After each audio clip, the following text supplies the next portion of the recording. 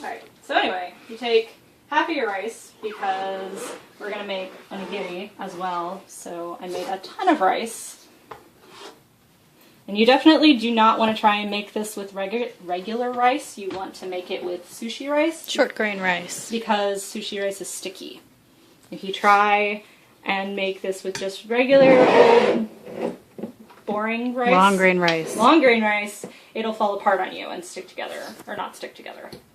Is there something you could add to make it sticky though? No. Sushi vinegar, you can buy it anywhere. We are using Miskan. And I'm sure I probably just like chopped that rice all to hell. But you basically want to mix your sushi vinegar in, and then you would normally like fan it to cool it. This is probably not going to be as effective because I don't have a wider surface to cool this rice on. But also doing this helps make it, like, I think more sticky to stick together, so it holds shape better. Which doesn't really matter too much because we're not doing nigiri, which is just the rice with fish on top. We are making maki, which is rolls. Learn new things. And you're supposed to kind of do this gently because you don't want to break the rice grains. I can't do that. I am not that talented, but you want to do that when you're washing your rice too. You want to wash it gently, not break any of the grain. Did you wash the rice? I did wash the rice. I watched her wash. After that, once you've got your sushi rice, you're going to want to do toppings. Yay! Toppings! So our first topping, we're going to do kind of California rolls. So like avocado, cucumber, and crab. Crab. While I'm cutting this up, I will entertain you with a story. It's story time. Yay! Yay! Yay, Tyler! Yay! Alright, so my husband really, really loves grilled eel, which is, I think, kind of odd for him because he's sort of a picky eater. So It's so yummy. It's so yummy. It's so good. So a couple years ago, maybe 2 years ago now, we noticed that the price of eels started going up, like rather dramatically. And we were kind of wondering why, but never really took the time to figure it out. So, I watched a program the other day on Japanese eels, on Japanese unagi. The reason prices of eel have gone up is because the Japanese have not figured out a way to raise eel In captivity. in their full life cycle. That's correct. So what they do is they go out and they catch the baby eels, which are really, really tiny and clear. They're called glass eels.